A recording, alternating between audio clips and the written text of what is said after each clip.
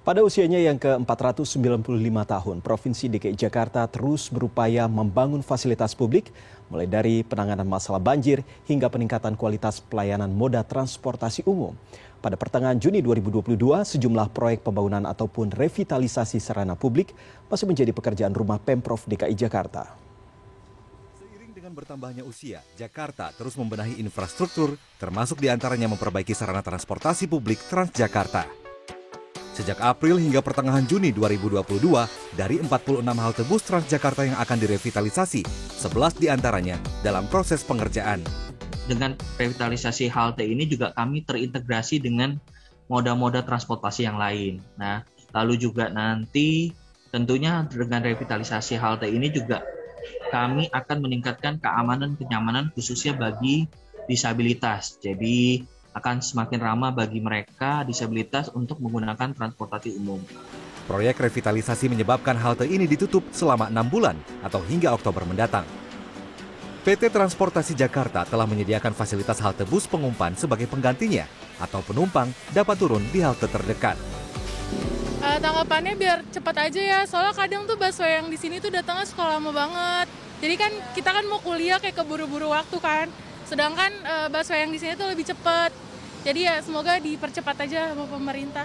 Ya semoga dipercepat biar kita kadang juga suka jalan ke Ciliwung dulu kan, agak jauh biar nggak telat. Selain itu, proyek pembangunan moda raya terpadu atau MRT fase kedua A rute Bundaran HI Kota juga sedang digeber oleh Pemprov DKI Jakarta melalui PT MRT Jakarta untuk mengurangi kemacetan di ibu kota. Direktur PT MRT Jakarta William Samandar menjelaskan pandemi COVID-19 sempat menjadi kendala proyek pembangunan MRT fase 2A, terutama dalam pengadaan sejumlah paket kontrak hingga sistem perkereta apian dan rel, serta pengadaan kereta.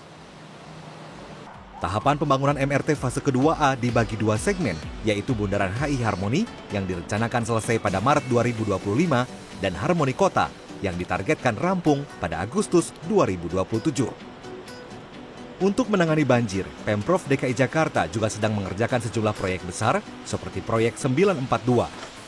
Proyek ini terdiri atas pembangunan dan rehabilitasi 9 polder, 4 waduk baru, dan revitalisasi 2 sungai. Di wilayah Jakarta Selatan misalnya, sejak 5 November 2021 hingga 12 Juni 2022, pembangunan fisik Waduk Brigif dan Waduk Lebak Bulus baru mencapai sekitar 34,6%. Pembangunan Waduk Brigif menjadi salah satu pekerjaan besar proyek 942 yang dilaksanakan oleh Dinas Sumber Daya Air Provinsi DKI Jakarta. Ditargetkan waduk ini mampu menampung sekitar 300.000 meter kubik volume air untuk mencegah terjadinya banjir di sejumlah kawasan di Jakarta Selatan. Selain untuk menangani masalah banjir, waduk ini dibangun untuk menambah ruang terbuka biru, area resapan air, dan konservasi di ibu kota. Waduk Brigif ditargetkan selesai dibangun pada 17 Desember nanti. Di waduk seluas 10 hektar ini direncanakan dibangun fasilitas penunjang seperti jalan inspeksi, kantor pengelola, dan jembatan. Waduk ini akan berkontribusi mengendalikan banjir di wilayah Jakarta Selatan, khususnya kawasan Ciganjur, Cilandak, Kemang, Petogogan, Kebayoran, dan Palmerah yang terendam banjir pada awal 2020 akibat hujan ekstrim. Victor Pangaribuan, Aryo Asmoro, Jakarta.